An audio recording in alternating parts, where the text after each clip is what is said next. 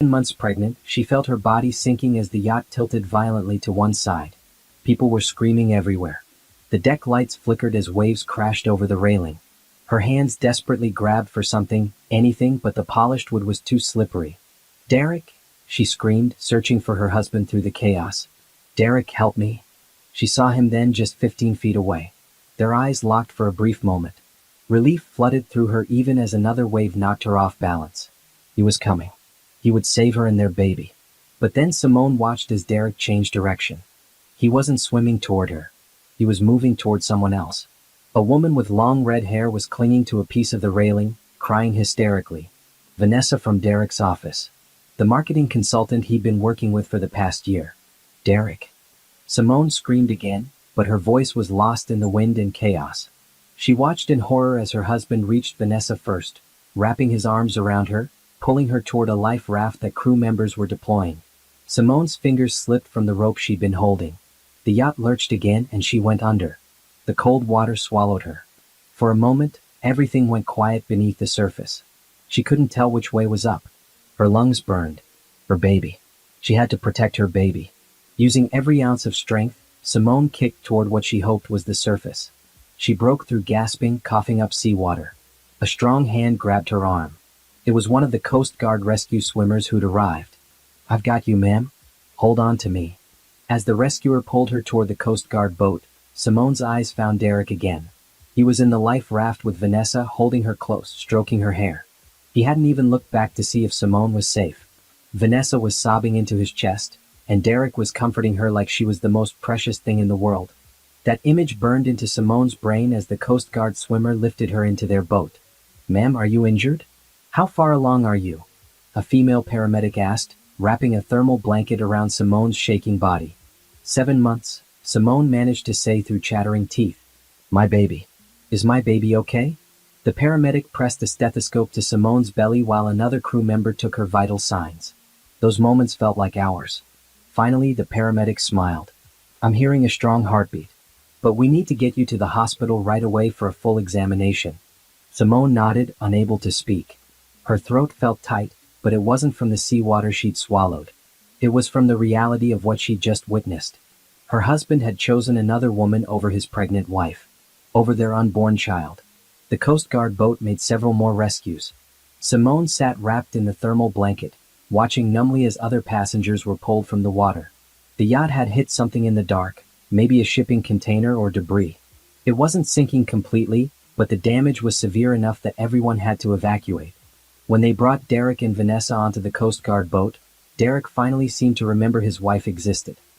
He rushed over to Simone, his face full of concern that made her want to scream. "Simone, thank God you're okay. I was so worried," he said, reaching for her hand. Simone pulled away. She didn't say anything. She just stared at him with eyes that had seen everything. Derek's expression faltered. He knew she'd seen him choose Vanessa. There was guilt written all over his face. "It's not what you think," he started to say, but Simone turned her head away.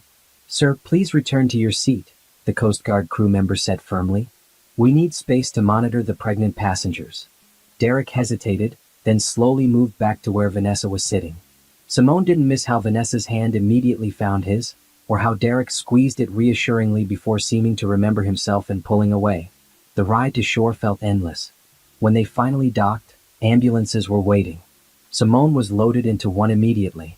She expected Derek to climb in with her, but when she looked back, she saw him still on the dock, talking urgently to Vanessa. Their heads were close together.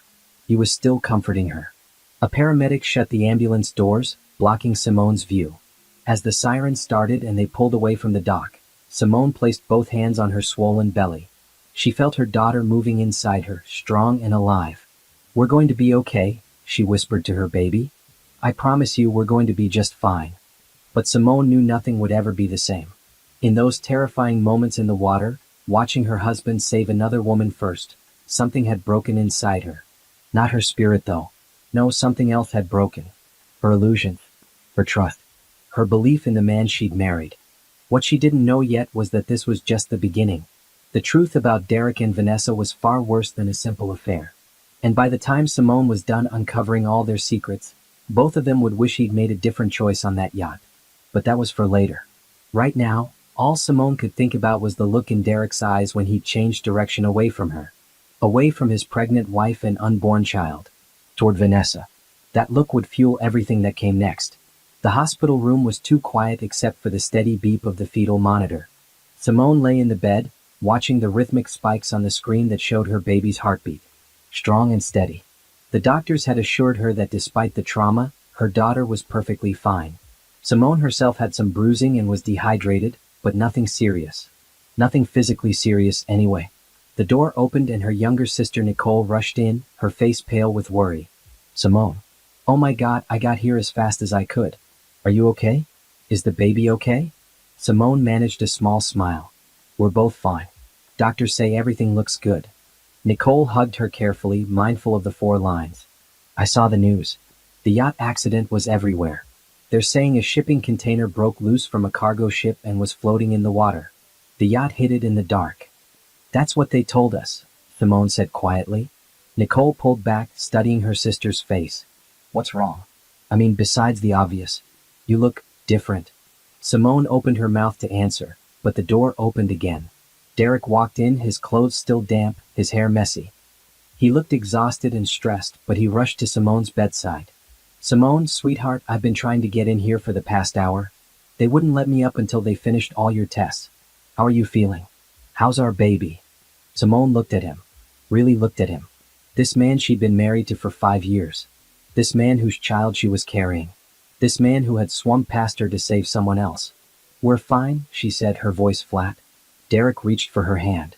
This time Simone didn't pull away, but she didn't squeeze back either. Her hand lay limp in his. I was terrified, Derek continued, his voice shaking. When I saw you go under the water, I thought, God, Simone, I thought I'd lost you both. But you didn't come for me, Simone said quietly. You went to Vanessa first. Derek's face went pale. Simone, it wasn't like that. She was right there and she was panicking so badly. I just grabbed whoever was closest. I was going to come back for you right away, but then the Coast Guard arrived and... You were holding her, Simone interrupted. In the life raft. You were holding her and stroking her hair like she meant something to you. She was hysterical. I was just trying to calm her down. You're reading too much into this. Derek's voice had an edge of desperation now. Nicole had been standing by the window, but now she stepped forward. Derek, can I talk to you outside for a minute? Derek looked annoyed. Nicole, this isn't really the time. Now, Nicole said firmly. Something in her tone made Derek follow her out into the hallway. Through the small window in the door, Simone watched them talk. She couldn't hear the words, but she saw Derek's face change from annoyed to shocked to angry. He kept shaking his head. Nicole was showing him something on her phone. When they came back in, Derek looked sick. Nicole's face was hard and determined. Tell her, Nicole said. Nicole, please. Tell her or I will. Derek's hands were shaking. He looked at Simone with an expression she'd never seen before. Pure panic mixed with guilt. What's going on? Simone asked, though part of her already knew. Part of her had known for months, maybe longer. She just refused to see it. Nicole held up her phone. When I got the call about the yacht accident, I immediately called Derek. You want to know what he was doing when he answered? He was on another call. With Vanessa. Comforting her, making sure she was okay. He'd called her before he called 911. Before he made sure you were being taken to a hospital. Simone felt something cold settle in her chest. Derek. It's not. She was so upset and I knew you were with the Coast Guard already, so I figured. How long? Simone asked. Her voice was eerily calm. How long what? How long have you been sleeping with her? The silence that followed was answer enough. Derek's face crumbled. Simone, please. Let me explain. How long? She repeated, her voice harder now. About 14 months, he finally admitted, his voice barely above a whisper. 14 months. Simone was 7 months pregnant. Which meant Derek had been having an affair through her entire pregnancy. Through every doctor's appointment, every ultrasound, every moment she'd been growing their child. Get out, Simone said. Simone, please, we need to talk about this. Get out of my room. Now. You're upset and you have every right to be, but if you'll just let me explain. Derek, Nicole said sharply, she told you to leave. So leave. Derek looked between them helplessly. I love you, Simone. I made a terrible mistake, but I love you. We can work through this. Think about our baby. Something in Simone snapped at those words. Don't you dare use our baby as an excuse. You didn't think about our baby when you were with her. You didn't think about our baby when you saved her instead of us. You didn't think about our baby when you called her before you called for help for your pregnant wife. Tears were streaming down Simone's face now, but her voice remained steady and cold. I want you to leave this hospital. I don't want to see you. I don't want to hear from you. I need you to go. I'm not leaving you here alone. She's not alone, Nicole said. I'm here. And unlike you, I actually care about her well-being. Derek stood there for another moment, looking lost and desperate. Then finally he turned and walked out. As soon as the door closed, Simone felt like she could breathe again. Nicole came to her bedside and held her hand. I'm sorry, Nicole said softly. I'm so sorry you had to find out like this. You knew? Simone asked. I suspected. I've seen the way he looks at his phone. The late nights at the office. But I didn't have proof until tonight when I heard that phone call. Nicole paused. I recorded it. His call to Vanessa. The timestamp shows he called her 2 full minutes before he called 911. Simone closed her eyes. 2 minutes. In an emergency situation, 2 minutes could mean life or death. He'd spent 2 precious minutes comforting his mistress before calling for help for his pregnant wife. Can you send me that recording? Simone asked quietly. Of course. But why? Simone opened her eyes and looked at her sister. Nicole was surprised by what she saw there. Not heartbreak, not devastation. Something much more dangerous. Determination. Because I'm going to make sure he regrets every single choice he made tonight, Simone said. Starting with choosing her over us. 3 days later, Simone was discharged from the hospital. She didn't go home to the luxury apartment she shared with Derek in downtown. Instead, Nicole drove her to Nicole's modest townhouse across the city. You can stay here as long as you need, Nicole said, helping Simone up the stairs to the guest bedroom. I already set everything up for you. The room was simple but comfortable. Nicole had even installed a bassinet in the corner for when the baby arrived. Simone felt a wave of gratitude for her sister. Thank you, she said, her voice thick with emotion. For everything. You're my sister. Where else would you be? Derek had called 37 times since Simone left the hospital. She'd blocked his number on the way to Nicole's house. He'd also sent flowers to the hospital, left voicemails with Nicole, and even shown up at Nicole's townhouse once. Nicole had answered the door, told him Simone didn't want to see him, and shut the door in his face. Now, sitting in Nicole's living room with her laptop, Simone was doing research. Not on divorce lawyers yet, though that would come. First, she needed to understand exactly what she was dealing with. She started with their finances. Simone had always let Derek handle the money. He was the CEO of his own tech consulting company, bringing in serious income. She'd worked as a project manager at a nonprofit before going on early maternity leave, making decent money but nothing compared to Derek's salary. She trusted him completely with their financial future. That trust, she now realized, had been a mistake. Using the login information she'd saved on her laptop, Simone accessed their joint bank accounts. What she saw made her stomach drop. Derek had been moving money. Large amounts. 50,000 here, 30,000 there, withdrawn or transferred to accounts she didn't recognize. She dug deeper, accessing their investment portfolios, their savings accounts, even the account for the baby's college fund. Derek had been systematically draining their savings for over a year. Simone made screenshots of everything. Every transaction, every withdrawal, every transfer. She created a detailed spreadsheet tracking where the money had gone. Some of it was easy to trace. Transfers to an account under Vanessa's name. Payments to luxury hotels. Credit card bills for jewelry Simone had never received. But some of the money had gone somewhere else entirely. Business accounts she didn't recognize. Shell companies with vague names. This wasn't just an affair. This was financial fraud. Her phone buzzed. Not Derek this time, but a number she didn't recognize. She almost didn't answer, but something made her pick up. Hello? Simone? It's Patricia Gaines. From the yacht party. Simone remembered Patricia vaguely. An older woman, one of Derek's business associates. Hi, Patricia. How are you? I'm fine, dear. I'm calling because I wanted to check on you and the baby. I saw what happened on that yacht and I think you should know something. Simone sat up straighter. What is it? Derek and that woman, Vanessa. This wasn't the first time I've seen them together at company events. They've been showing up as a pair for months now. I thought maybe you and Derek had some kind of arrangement, but after seeing what happened on the yacht... Patricia paused. That man abandoned you. His pregnant wife. For his mistress. That's not right. No, Simone agreed quietly. It's not. There's something else. I sit on the board of Derek's company. I have for 5 years. Recently, Derek has been making strange financial decisions. Moving company money into private ventures. When I questioned him about it, he got defensive and shut down the conversation. I'd been concerned, but I didn't have enough evidence to bring to the other board members. Simone's heart started beating faster. What kind of private ventures? That's just it. I don't know. The paperwork is deliberately vague.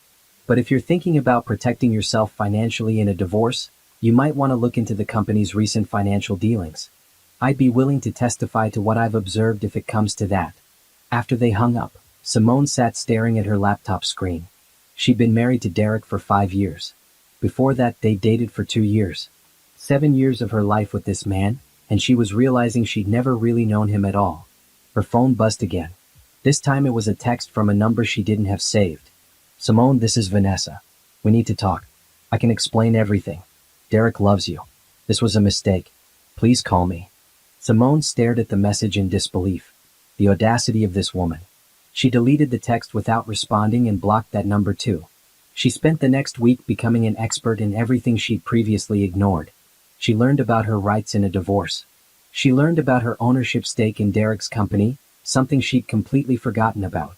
When they'd gotten married, Simone's father had insisted on a prenuptial agreement. Derek had resisted, but her father had been firm. The agreement stated that Simone would receive 40% ownership of any business Derek started during their marriage, as protection in case things went south. Derek had started his consulting company 3 years into their marriage, which meant Simone owned 40% of it. She'd never exercised those rights, never attended board meetings, never cared about the business side of things. That was about to change. Simone hired a private investigator, a woman named Teresa King who came highly recommended. Teresa was in her 50s, no nonsense, with 20 years of experience catching cheating spouses. I need to know everything, Simone told her at their first meeting. The affair, the finances, all of it. I'll get you everything, Teresa promised. But I have to warn you, sometimes the truth is worse than you expect. I'm ready, Simone said. She wasn't ready. 2 weeks later, when Teresa handed her a thick folder of evidence, Simone realized the situation was far worse than a simple affair. Derek had been funneling company money to Vanessa for over a year. Not just for hotels and jewelry, but for business purposes. Vanessa had used the money to start her own marketing firm, a direct competitor to Derek's company. She'd been stealing clients, using proprietary information Derek had given her, undercutting prices because she had essentially free startup capital. Derek wasn't just cheating on Simone. He was committing corporate fraud and embezzlement. And Vanessa was complicit in all of it. The folder also contained photos. Derek and Vanessa at restaurants, hotels, even a weekend trip to the mountains that Derek had claimed was a business conference. The photos made Simone feel sick, but she forced herself to look at every single one. She needed to see the truth clearly. There was one photo that stood out. It was from 3 months ago at a company dinner. Derek's hand was on Vanessa's lower back and they were both laughing. Simone remembered that night. She'd been too tired from pregnancy to attend, so Derek had gone alone. Or so she thought. In the photo, Vanessa was wearing a diamond necklace. Simone recognized it. Derek had claimed it was a business expense, a gift for a major client's wife. But there it was around Vanessa's neck. Simone closed the folder and looked at Teresa. This is enough for criminal charges, isn't it? Absolutely, Teresa confirmed. This level of financial fraud? The FBI would be interested. Good, Simone said. Because I want him to face every single consequence of what he's done. That night, alone in Nicole's guest room with her hands on her growing belly, Simone made a promise to her daughter. Your father made choices that hurt us, she whispered. But I'm going to make sure we come out of this stronger than ever. I'm going to make sure you grow up knowing that your mother never backed down, never gave up, and never let anyone treat her as less than she deserved. Her daughter kicked in response and Simone smiled through her tears. The war had begun. And Derek had no idea what was coming. Janet Richardson's law office was in a sleek high-rise building with floor-to-ceiling windows overlooking the city. The attorney herself was a tall black woman in her 40s with silver-streaked hair pulled back in a tight bun. She had a reputation as the toughest divorce lawyer in the state. Mrs. Morrison, Janet said, shaking Simone's hand firmly. I've reviewed the materials you sent over. Please sit down. Simone lowered herself carefully into the leather chair across from Janet's desk. At 8 months pregnant now, every movement was an effort. Janet didn't waste time with pleasantries. You have one of the strongest cases I've seen in my 15 years of practice. Your husband has not only committed adultery, he's committed multiple felonies. The evidence your investigator gathered is comprehensive and damning. So what are my options? Simone asked. Options? Mrs. Morrison, you hold all the cards here. The question isn't what your options are. The question is how hard you want to hit back. Janet laid out the strategy. First, they would file for divorce with full documentation of Derek's infidelity. Second, they would exercise Simone's 40% ownership in Derek's company and call for an emergency board meeting to address the financial irregularities. Third, they would refer the evidence of embezzlement and fraud to federal authorities. He'll lose everything, Janet said bluntly. His marriage, his company, possibly his freedom. Are you prepared for that? Simone thought about the yacht. About watching Derek swim past her and their unborn child to save Vanessa. About the 2 minutes he'd spent comforting his mistress before calling for emergency help. About the 14 months of lies. Yes, she said firmly. I'm prepared. One more thing, Janet continued. Your husband will likely try to negotiate.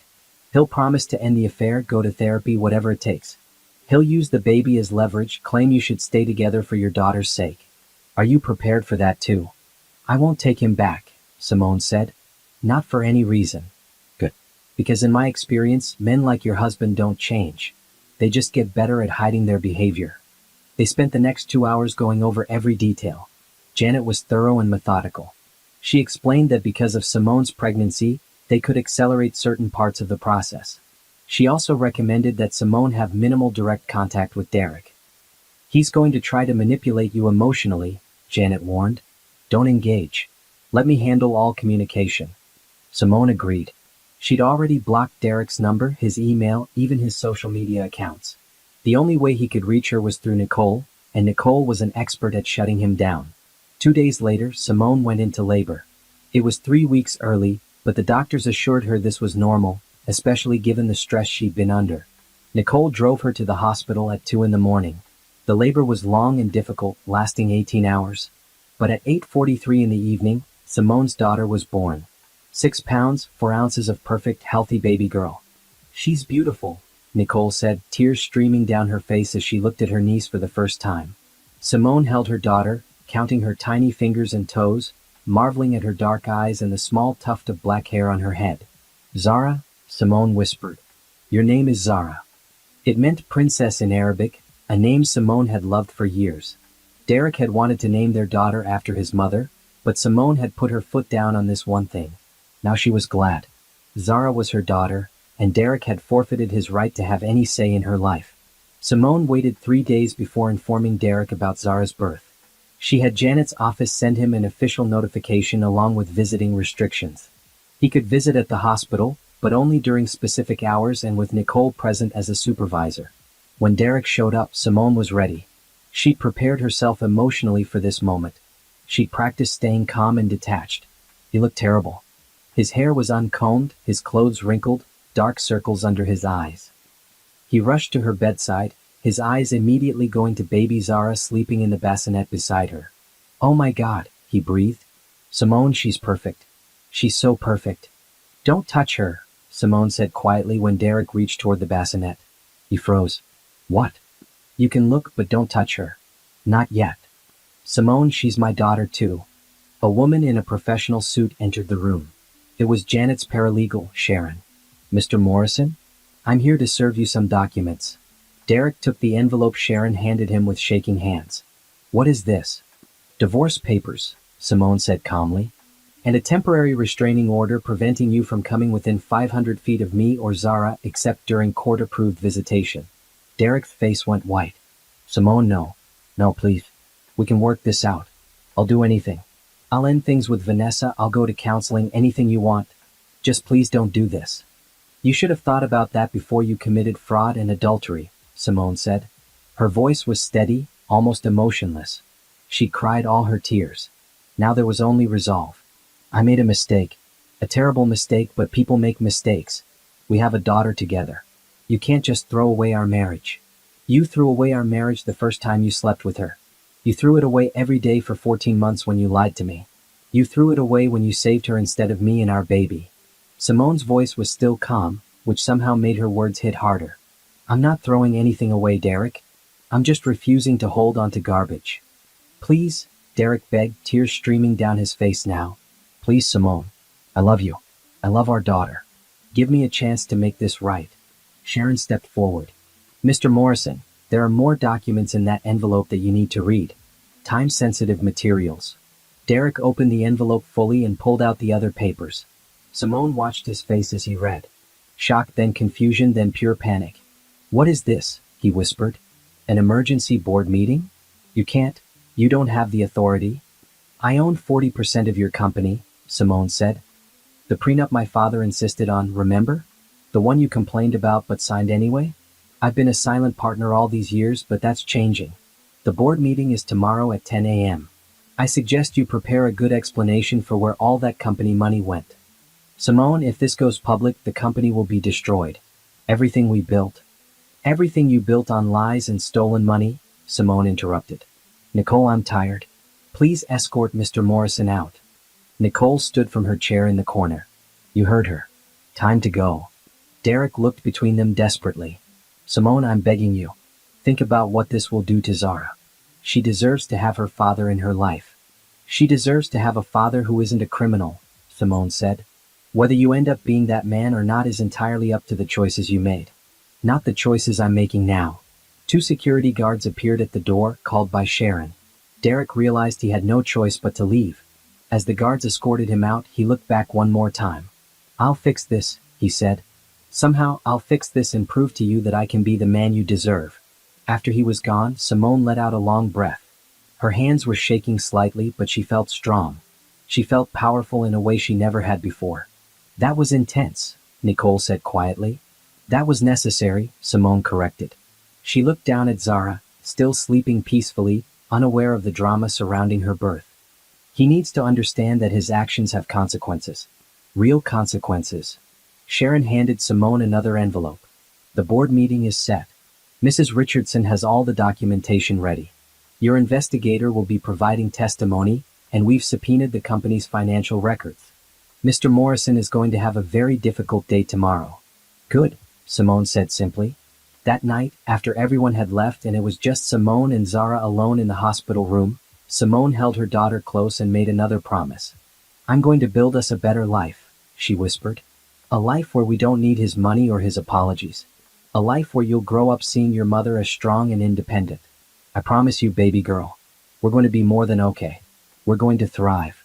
Zara made a small sound in her sleep and Simone smiled. Tomorrow, Derek's world would start crumbling. And from the ashes, Simone would build something new. Something better. Something that was entirely her own. The boardroom of Morrison Tech Consulting was nothing like Simone remembered from the one time Derek had brought her to the office years ago. Back then, it had seemed impressive with its long mahogany table and expensive artwork. Now, surrounded by 8 board members and 2 lawyers, it just felt cold.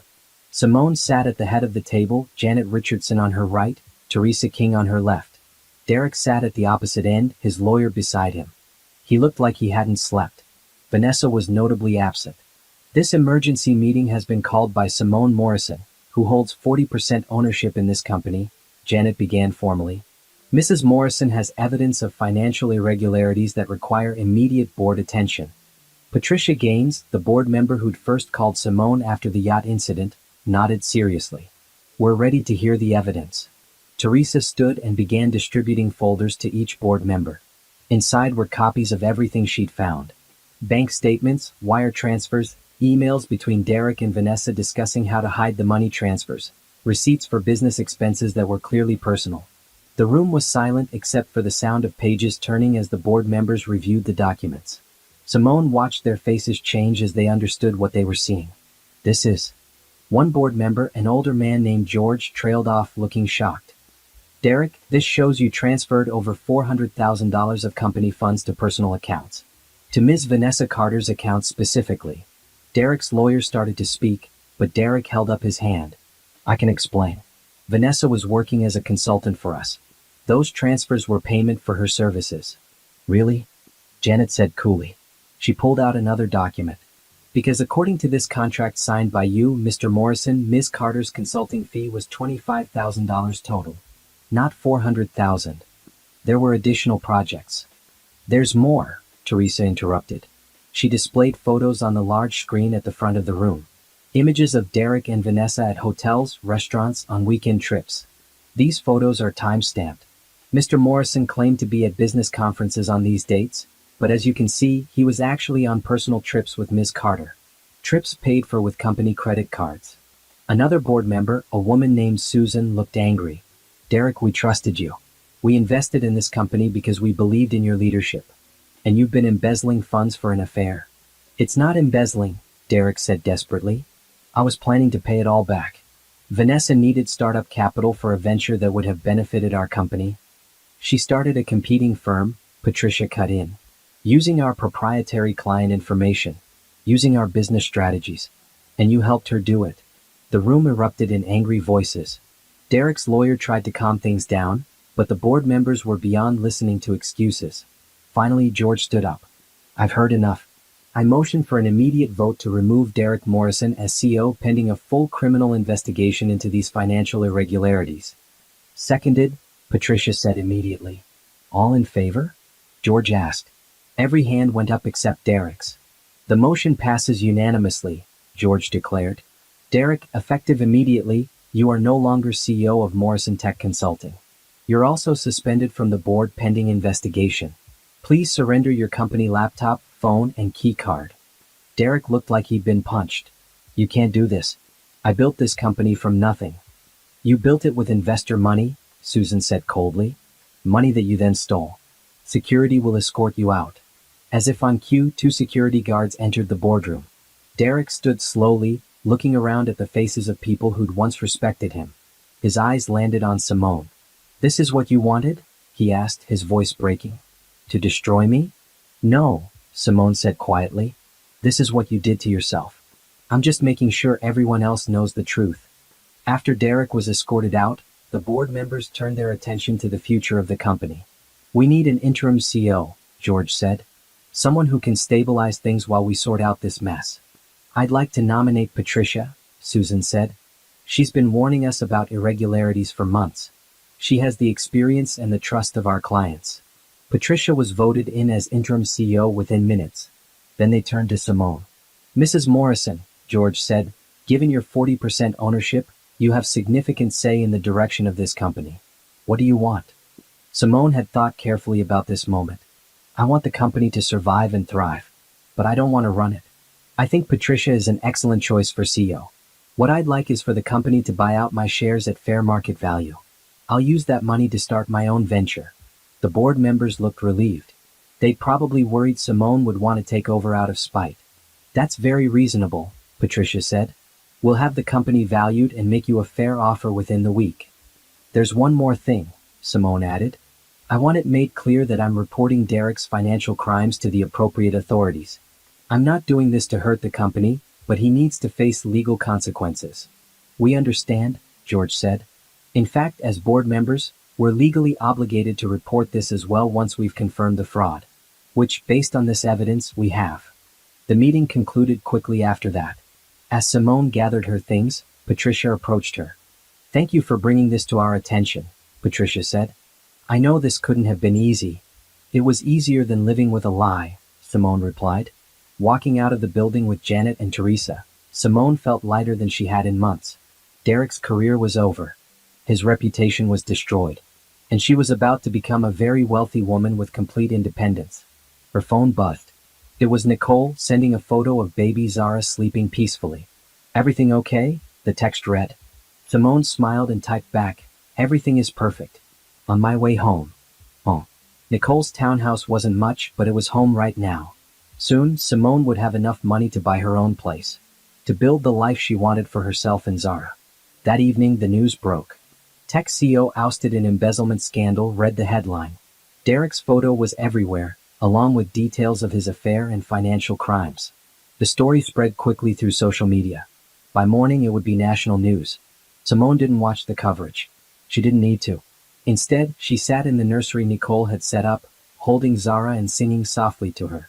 Your mama is fierce, she told her daughter. And you're going to be fierce too. We don't let people walk over us. We stand up for ourselves. Remember that. Zara yawned and snuggled closer. Outside, Derek's world was crumbling. Inside this small room, Simone's new world was just beginning to bloom. 3 weeks after the board meeting, FBI agents showed up at Derek's apartment. Simone heard about it from Janet, who'd been informed by the federal prosecutor assigned to the case. They've charged him with wire fraud, embezzlement, and securities fraud, Janet explained over the phone. Vanessa Carter has been charged as well. They're both looking at serious prison time if convicted. Simone was feeding Zara when she got the news. She felt a mixture of satisfaction and sadness. Satisfaction that justice was being served, but sadness that it had come to this. The man she'd married, the father of her child, was now facing federal charges. What happens next? Simone asked. There'll be a bail hearing. They'll likely make bail but with restrictions. Then months of legal proceedings before trial. The prosecutor wants to meet with you as a witness. I'll do whatever they need. That night, Derek tried to call. He'd apparently gotten a new phone number after Simone blocked his old one. She didn't answer, but he left a voicemail. Simone, please. I know I messed up, but this has gone too far. The FBI? Criminal charges? I could go to prison for years. Our daughter will grow up without a father. Is that what you want? Simone deleted the voicemail without listening to the rest. He still didn't get it. This wasn't about what she wanted. This was about consequences for his actions. The next attempt at contact came from an unexpected source. Vanessa sent a letter to Nicole's address.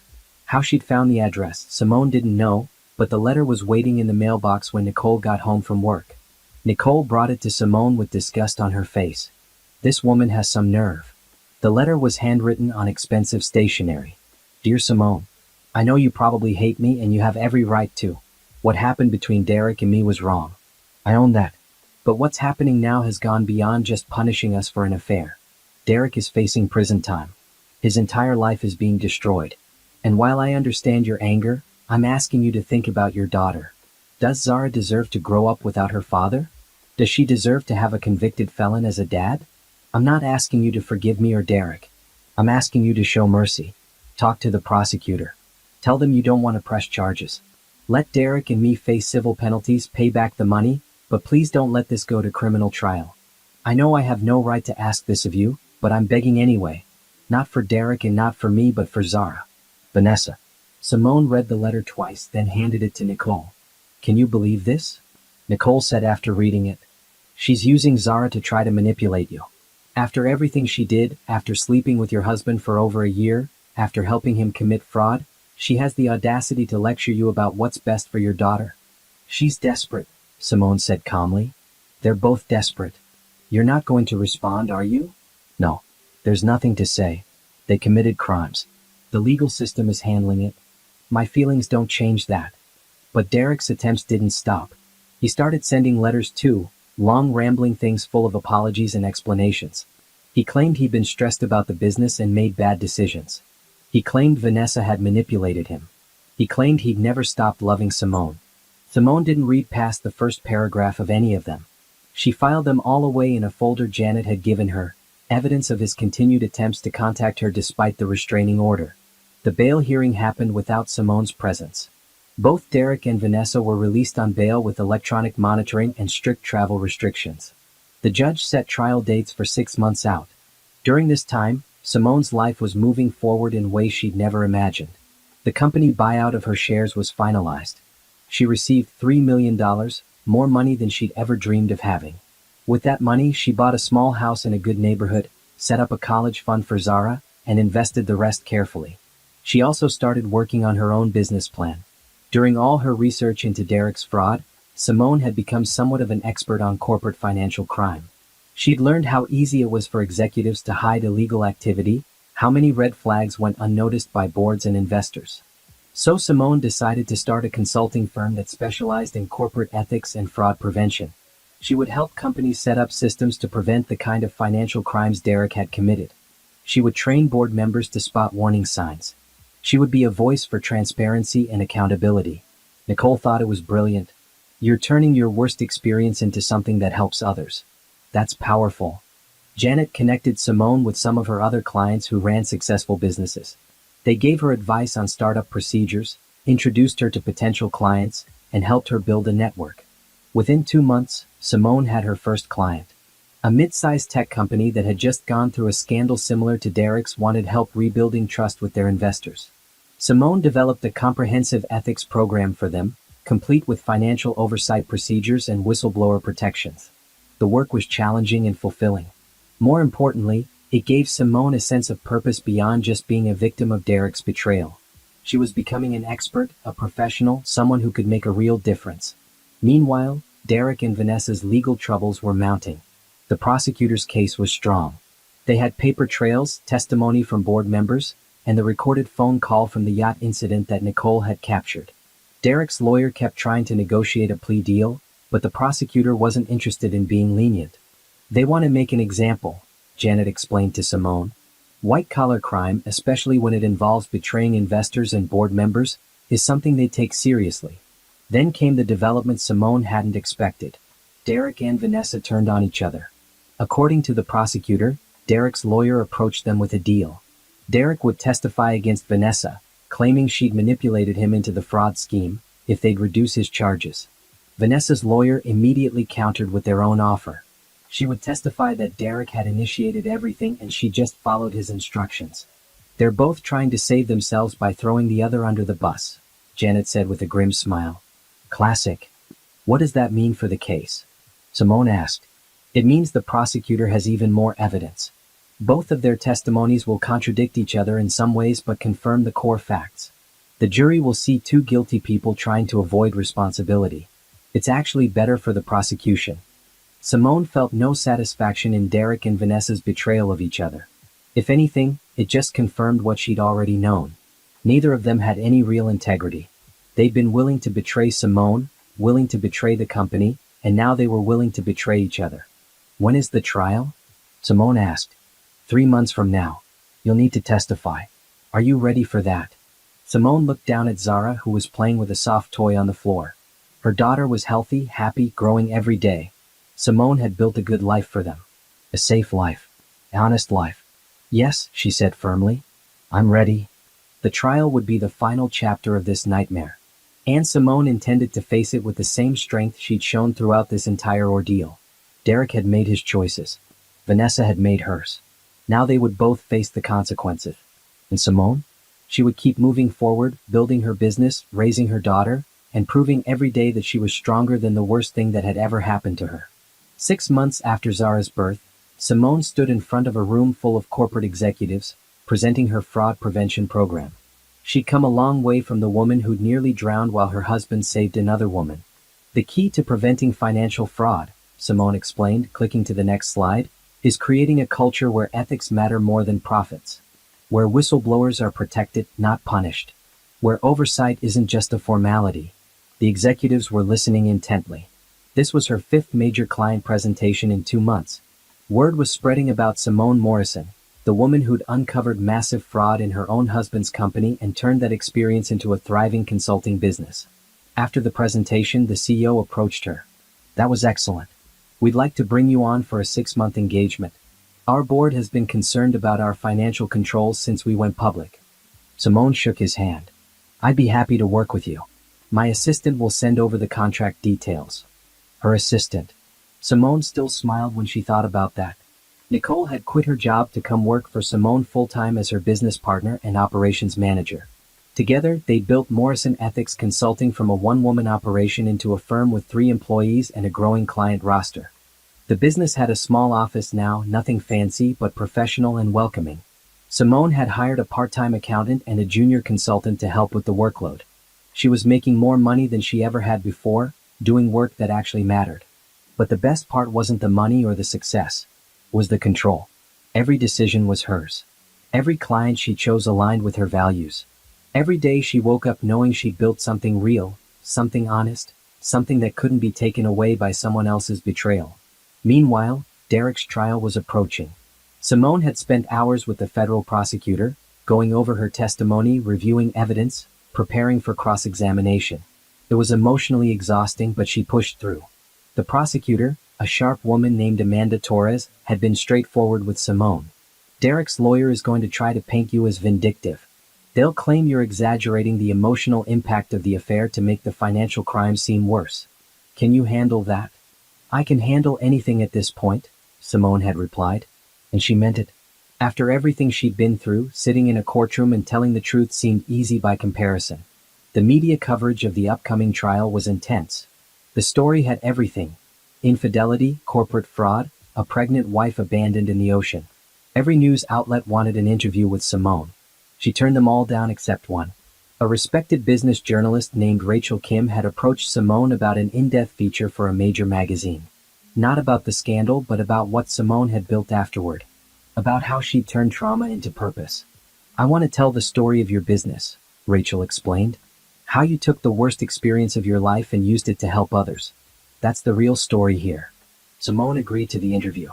It ran 2 weeks before the trial with the headline, "From Betrayal to Business: How Simone Morrison Built an Empire on Ethics." The article was powerful. It detailed Simone's journey, her consulting firm's mission, and included testimonials from clients whose companies had been strengthened by her work.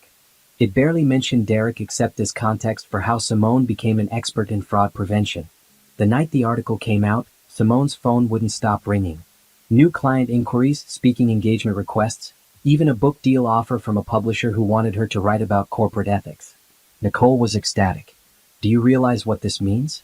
You're not just running a business, you're becoming a thought leader in this field." Simone was holding Zara, who was trying to grab her mother's necklace. "I just want to help companies do better," she said simply. "If that makes me a thought leader, fine. But the mission stays the same." A few days later, Simone received an unexpected visitor at her office. Patricia Gaines, the board member from Derek's old company and now the permanent CEO, had asked for a meeting.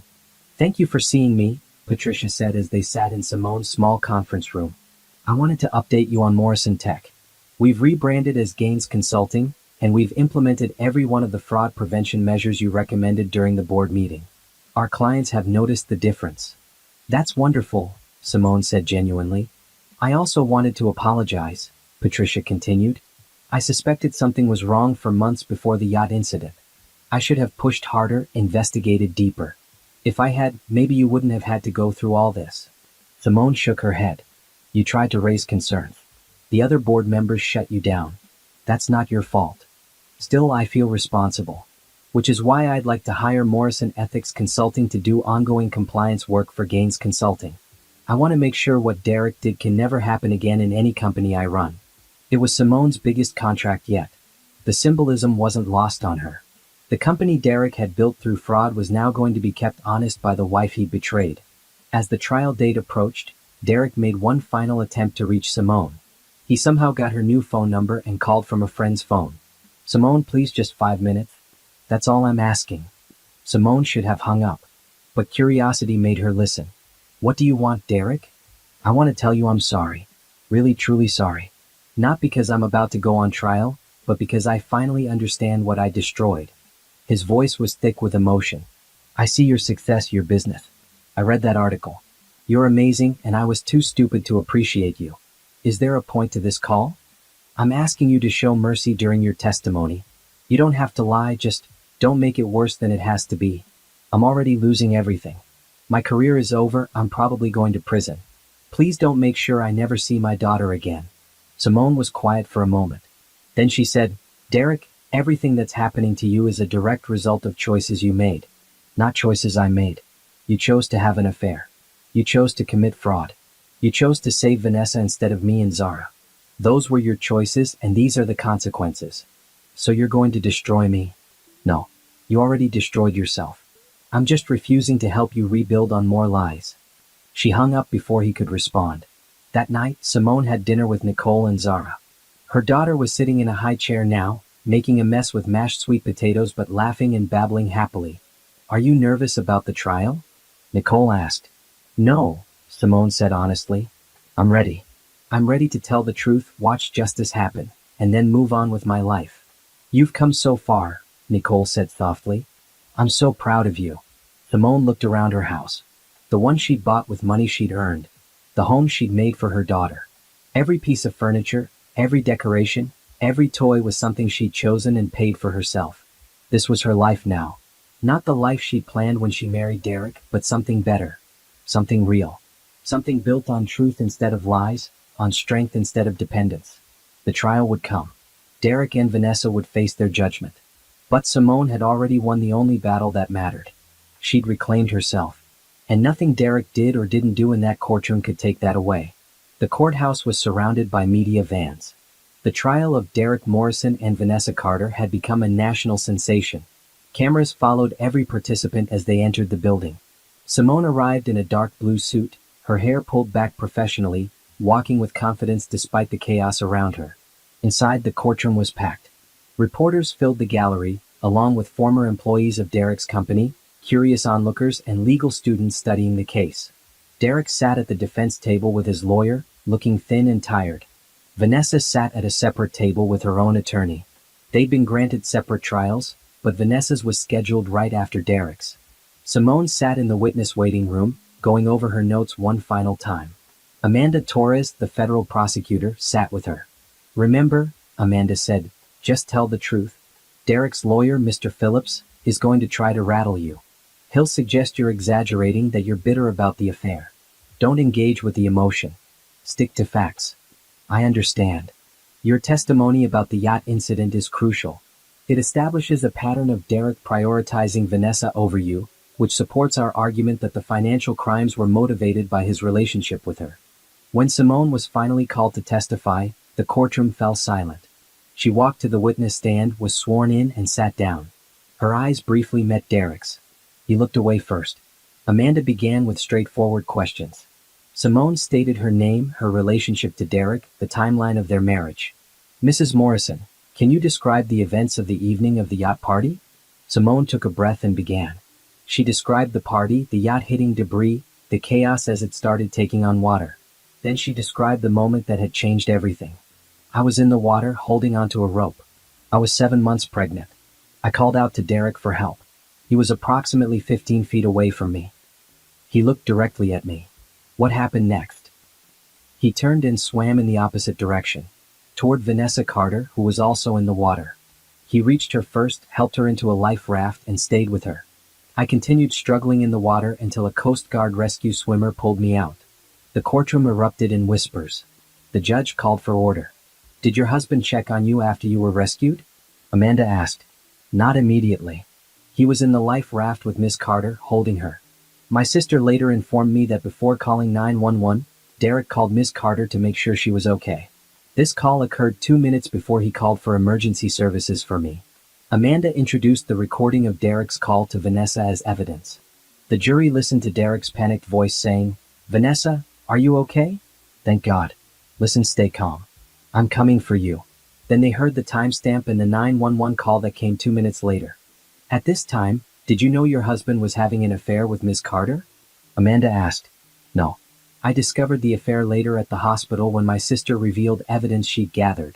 Amanda walked Simone through the discovery of the financial fraud, the evidence she'd compiled, the board meeting. Every answer was clear, factual, unemotional. Then it was Mr. Phillips' turn for cross-examination. Derek's lawyer stood up, his expression sympathetic but firm. "Mrs. Morrison, I'm sorry for what you've been through, truly. But I need to ask you some difficult questions. I understand. You're testifying that my client saved Miss Carter first during a chaotic, traumatic emergency. Isn't it possible that in the confusion, Mr. Morrison simply grabbed whoever was closest? That there was no deliberate choice involved?" "No," Simone said calmly. "He looked directly at me. Our eyes met. Then he deliberately swam in the opposite direction." "But you admit the situation was chaotic?" "Chaotic, yes. But I saw what I saw. The Coast Guard report confirms the distances and positions of everyone involved. Derek was closer to me than to Vanessa." Mr. Phillips tried a different angle. "You discovered your husband's affair and immediately hired investigators, lawyers, and began building a case against him. Isn't it true that you were motivated by revenge rather than justice?" "No.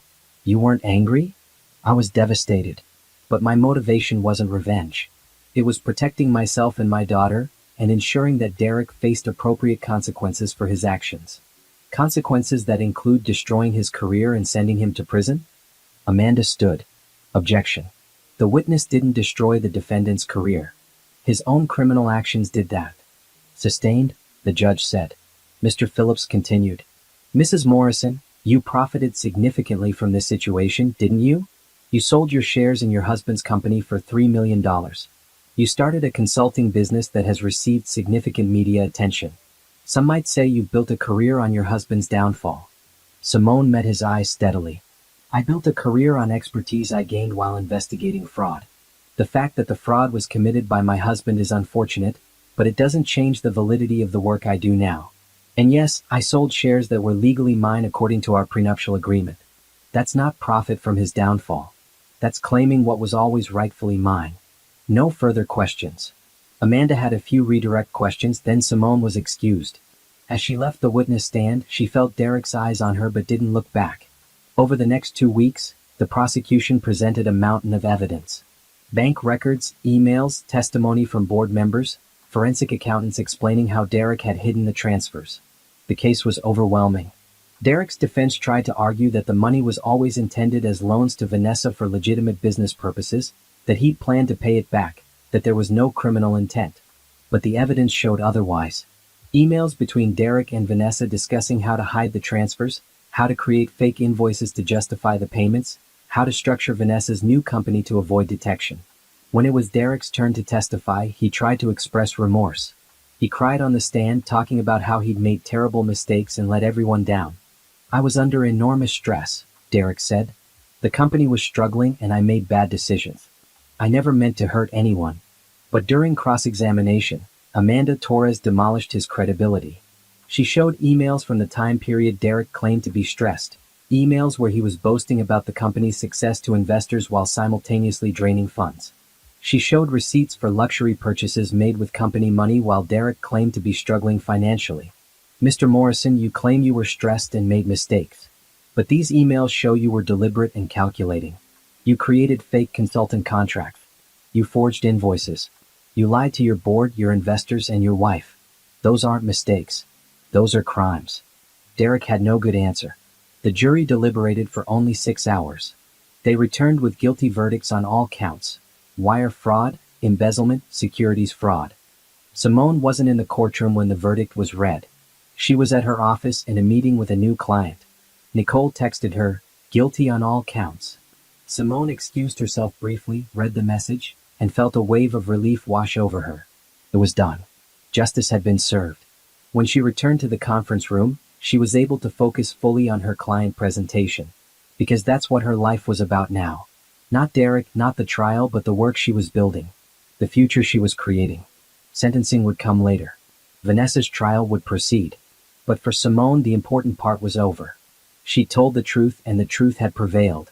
That evening, she held Zara close and sang her favorite lullaby. Her daughter was getting big now, almost a year old, starting to walk and say simple words. "Mama," Zara said, patting Simone's face with her small hand. "That's right, baby. Mama's here. Mama's always going to be here." Outside, news vans were probably still at the courthouse. Derek was probably meeting with his lawyer to discuss appeals. Vanessa was probably preparing for her own trial. But in this small house, in this quiet moment, none of that mattered. What mattered was Simone and Zara, the life they were building together, and the strength they'd found in each other. Justice had been served. And now, Simone could truly move forward.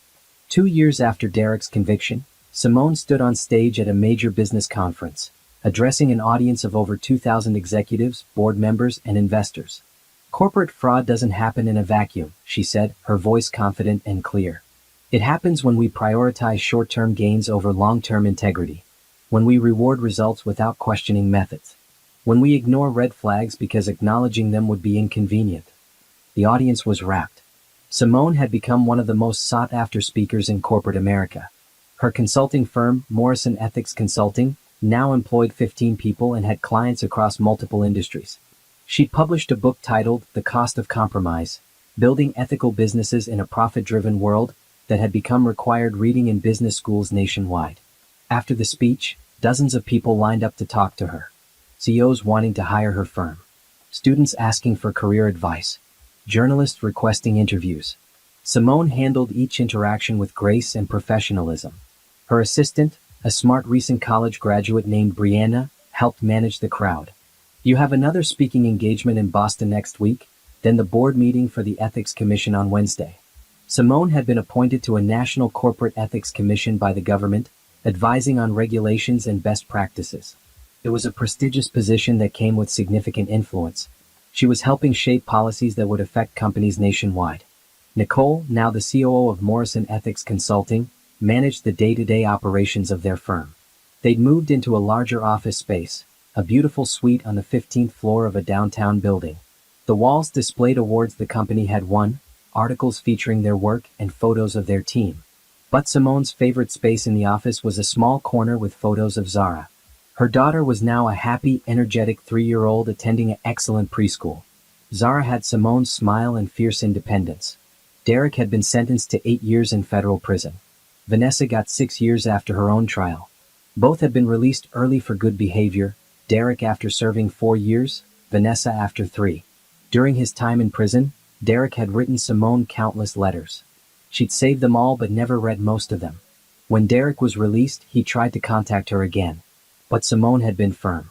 Through her lawyer, she'd arranged for supervised visitation with Zara. Derek could see his daughter twice a month at a supervised facility.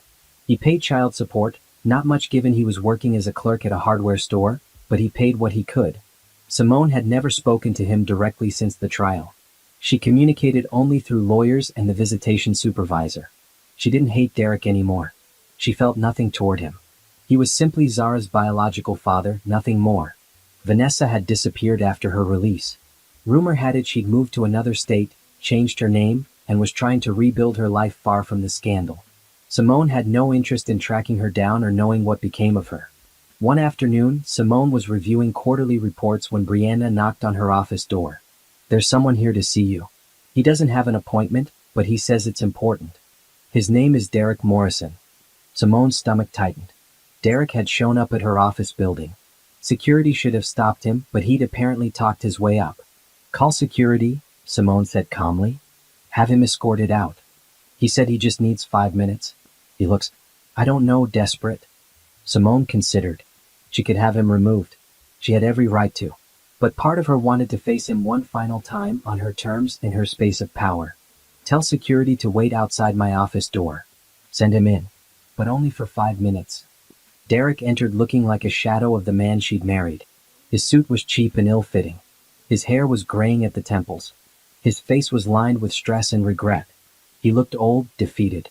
"Thank you for seeing me," he said quietly. "You have 5 minutes." Derek looked around the office, taking in the success surrounding him. The awards, the professional photos, the view of the city. "You've done amazing things. I knew you were capable of great things, but this is beyond what I imagined." For minutes. "I came to apologize. I know I've said it before in letters, but I needed to say it in person. I destroyed our marriage. I destroyed our family. I destroyed your trust. And I'm sorry. Genuinely, deeply sorry." Simone looked at him impassively. "Is that all? I also wanted to thank you for letting me see Zara. I know you didn't have to do that. You could have cut me out of her life completely. But you've been fair about visitation, and I'm grateful. Zara deserves to know her father, even if her father made terrible choices. I'm not doing it for you. I'm doing it for her. I understand." Derek's eyes were wet with tears. "She's beautiful. She looks like you. Smart like you too. Last visit, she told me about her preschool and all the things she's learning. She's incredible." 2 minutes. Derek took a breath. "I've been going to therapy. Trying to understand why I did what I did. Trying to become a better person. I know it doesn't change anything, but I wanted you to know I'm working on myself. I'm glad you're getting help. But Derek, I need you to understand something. Nothing you do now will change what happened. No amount of therapy or apologies will erase the choices you made. You saved Vanessa instead of me and our baby. You committed fraud. You lied for over a year. Those are facts that will always be true. I know. What happened to you, your career, your reputation, your freedom, those were consequences of your own actions. Not my revenge. I simply refuse to help you avoid those consequences. I know that too now. It took prison, therapy, and a lot of time, but I finally understand. You didn't destroy me. I destroyed myself." Simone stood up, signaling the conversation was over. "Your 5 minutes are up." Derek stood as well. "Can I ask one more thing?" "What? Are you happy?" "I mean genuinely happy, not just successful." Simone thought about her life. About Zara's laugh when Simone picked her up from school. about the satisfaction of helping a company implement better ethics practices, about the peace she felt in her home, free from lies and betrayal, about Nicole's friendship and partnership, about the future she was building every day. Yes, she said simply. I'm happy. Derek nodded, a sad smile on his face. Good. You deserve happiness. You always did. I was just too stupid to appreciate that. Simone walked to her office door and opened it. Two security guards stood outside. Mr. Morrison is leaving now. Please escort him out and note that he's not permitted in this building again without an appointment. As Derek left, he looked back one more time. For what it's worth, I'm proud of you. Of everything you've built. Simone didn't respond. She just closed the door. That evening, after Zara was asleep, Simone sat on her back porch with a glass of wine, looking at the stars. Her phone buzzed with messages, client inquiries, speaking requests, a message from Nicole about their expansion plans into international markets. This was her life now. Busy, productive, meaningful. She'd built an empire on ethics and integrity, the very things Derek had lacked. She turned her worst betrayal into her greatest strength. And the best part? She'd done it all without needing Derek's apology, Vanessa's downfall, or anyone's validation. She'd done it for herself and for Zara. The woman who'd nearly drowned while her husband saved another woman was gone. In her place was someone stronger, wiser, and infinitely more powerful. Simone Morrison, CEO, author, ethics expert, mother. A woman who'd proven that the best revenge wasn't destruction. It was building something beautiful that the person who hurt you could never touch. 5 years after the yacht incident, Simone was featured on the cover of a major business magazine with the headline, Ethical Empire, How Simone Morrison Changed Corporate America. Morrison Ethics Consulting now had offices in 5 cities and employed 50 people. Simone had published her second book, this one focusing on rebuilding trust in corporations after scandal. She was regularly consulted by Congress on corporate governance reforms. Her TED Talk on ethical leadership had been viewed over 10 million times. But more importantly than any professional achievement, Simone had created a life filled with genuine happiness. Zara was now 5 years old, bright and curious, attending an excellent elementary school. She loved science, art, and asking endless questions about how things worked. She saw her father twice a month at supervised visits, and Derek was trying his best to be a present parent within those constraints. Simone had started dating again, though she was cautious and selective. She'd been seeing a kind, honest man named Jordan for 6 months. He was a teacher who'd never been married, who treated Zara with genuine affection, and who understood that Simone's independence wasn't negotiable. They were taking things slow, building something based on trust and mutual respect. Nicole had gotten married last year to a wonderful woman named Tasha, and they were talking about starting a family. The wedding had been beautiful, and Simone had given a toast about how Nicole had saved her life by being there when everything fell apart. On a sunny Saturday morning, Simone was at the park with Zara when her phone rang. It was her attorney, though Janet Richardson had become more friend than lawyer over the years. Just wanted to give you a heads up, Janet said. Derek filed a motion requesting increased visitation. He's completed his probation, completed therapy, and has stable employment now. He's asking for unsupervised visits.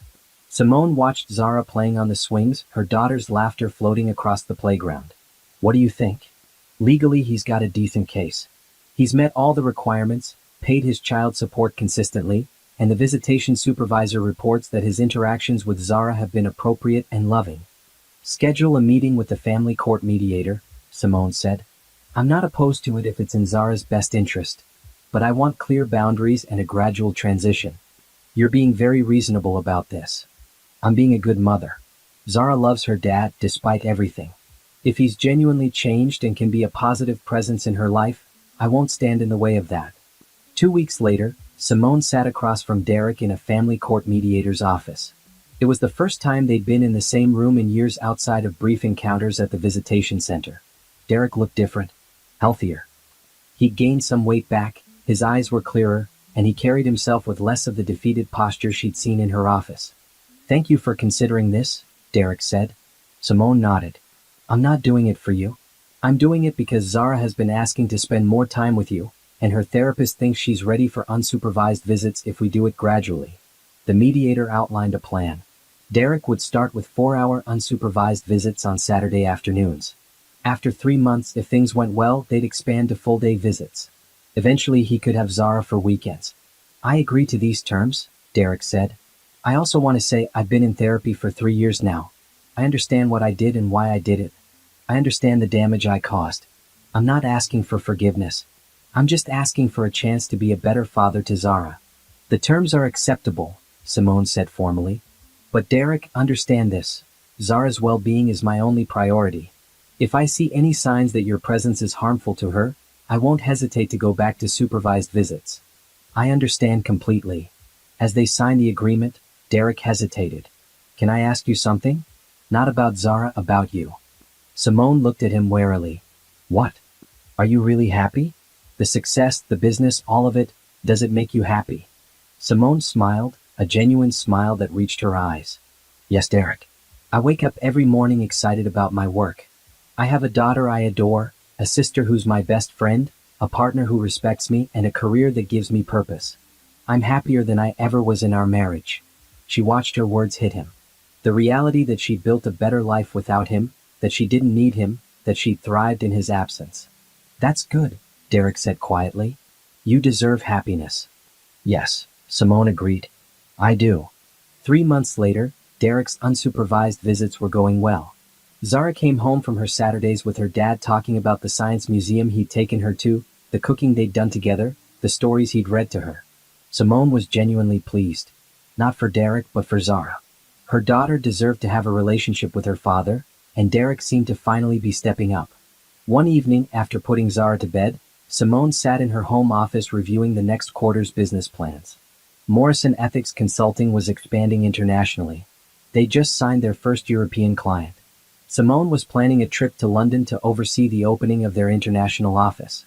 Her phone buzzed. It was a news alert. Vanessa Carter arrested for securities fraud in alleged new scheme. Simone read the article briefly. Vanessa had apparently tried to restart her career under a new name and had fallen back into old patterns. She was facing charges again. Simone felt nothing. No satisfaction, no sympathy, just indifference. Vanessa's choices were her own, and Simone had no space in her life to care about them. She closed the article and returned to her business plans. That's when she saw the email that would change everything again, but this time in a positive way. It was from the White House. The president was assembling a task force on corporate accountability and wanted Simone to serve on it. It was a tremendous honor and an opportunity to influence policy at the highest level. Simone called Nicole immediately. You're not going to believe this. After they discussed the opportunity and celebrated, Nicole said, remember when you were in the hospital, right after Zara was born? You told me you were going to make Derek regret every choice he'd made. I remember. This is better than revenge. You didn't destroy him.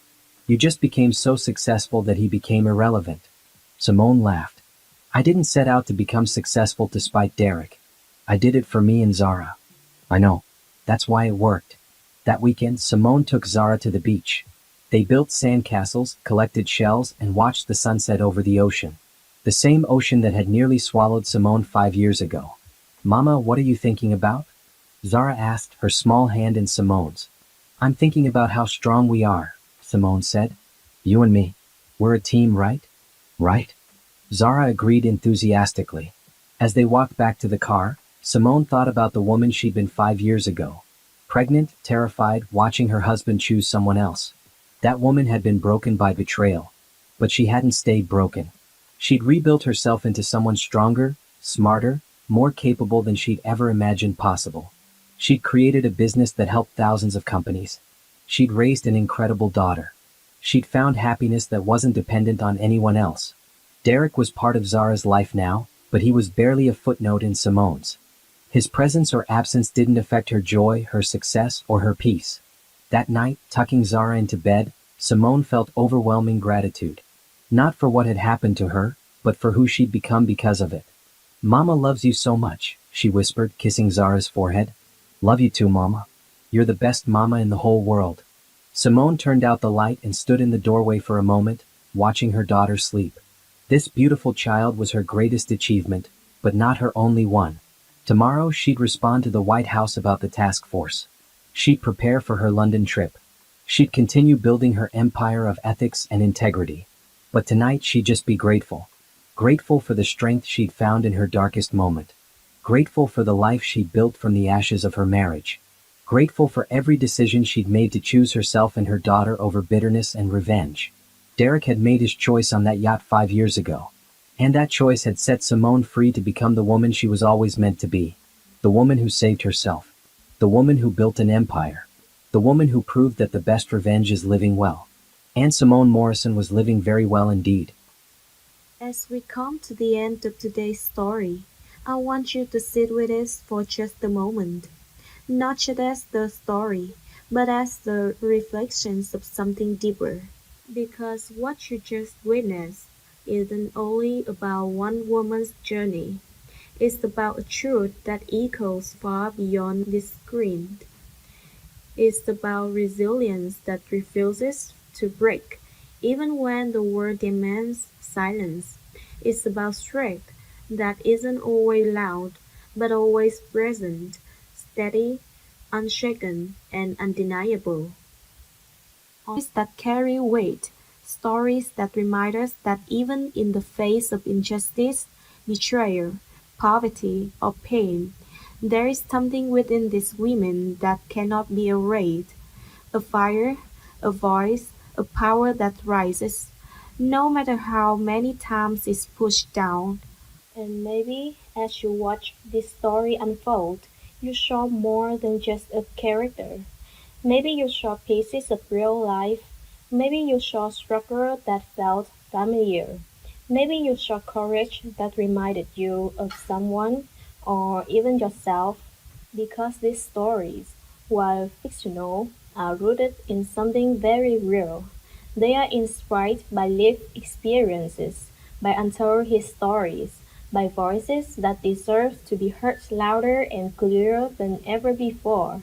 Black women have always carried strength in ways the world often overlooks. They've turned pain into purpose. They've turned silence into resistance. They've turned survival into something powerful, something transformative. And that's why this story exists. Not just to entertain but to honor, not just to tell but to remind, not just to show struggle but to celebrate the rise. Every scar you see in these stories represents something survived, every tear represents something endured, and every victory, no matter how small, represents something deeply, profoundly powerful. So if today's story moved you, if it made you feel something, if it stayed with you even after the screen fades to black, then it has done exactly what it was meant to do. And I want to invite you to be part of this journey because there are so many more stories to tell, so many voices to amplify, so many moments of truth, pain, courage, and triumph that deserves to be seen and heard. If you believe in stories that carry meaning, if you believe in strength that rises against odds, if you believe in truth, in resilience, and in the unstoppable spirit of Black women, then this is your space too. Stay with us, listen, feel, and most importantly, never forget the power of a woman who refuses to be broken.